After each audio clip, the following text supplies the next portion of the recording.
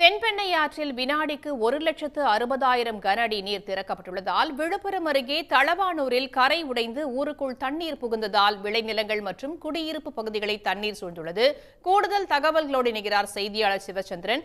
சிவச்சந்திரன், தற்போது எவ்வளவு குடியிருப்புகள் இதன் காரணமாக பாதிக்கப்பட்டிருக்கு? என்ன மாதிரியான நிவாரண பணிகள் அங்கு மேற்கொள்ளப்பட்டு வருகிறது?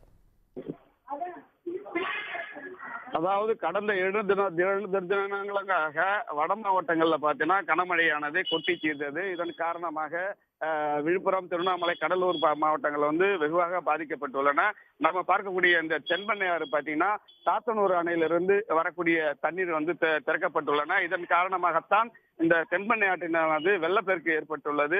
இந்த வெள்ளப்பெருக்கு காரணமாக விழுப்புரம் அருகே உள்ள நாம பார்க்கக்கூடிய காட்சி தலவானூர். இந்த தலவானூர்ல தான் தென்பெண்ணை ஆற்றின் கரை உடைந்து ஊருக்குள் புகுந்துள்ளது. இதனால் அந்த தண்ணீர் வேகம் அதிகமாக ஊருக்குள் புகுந்து விளைநிலங்கள் மற்றும் அங்க உள்ள 500க்கும் மேற்பட்ட குடும்பங்கள் வசித்து வராங்க.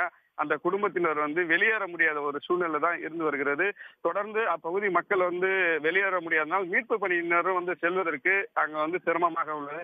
குறிப்பாக பாத்தீங்கன்னா அங்க செல்ல வேண்டும் என்றால் இடையில திருப்பாச்சனூர் என்ற ஊர் உள்ளது. அந்த ஊரை தாண்டிதான் அந்த தலவானூருக்கு செல்ல வேண்டும். அங்கும் ஒரு கிளை ஆற்றில் தண்ணீர் அதிக அளவு செல்வதனால் அந்த பகுதியிலிருந்து யாரும் வர முடியாத சூழ்நிலையும் அவர்களை மீட்பதற்கு செல்ல முடியாத சூழ்நிலையும் உள்ளது. இதனால் அங்கு ஒரு தீ போன்ற அந்த கிராம மக்கள் அங்கேயே முழுகி கிடக்கின்ற சூழ்நிலை தான் இருந்து வருகிறது. தொடர்ந்து பாத்தீங்கன்னா தென்பெண்ணை ஆற்றில் தண்ணீரின் அளவும் அதிகரித்து வருவதனால் அந்த உடைக்கப்பட்ட அந்த கரையிலிருந்து தண்ணீர் வேகமாக ஊருக்குள் புகுந்துள்ளதால் அவர்கள் அச்சமடைந்து அங்கேயே வேறு வழியின்றி தவித்து வரும் நிலைதான் தற்போது வரை இருந்து வருகிறது.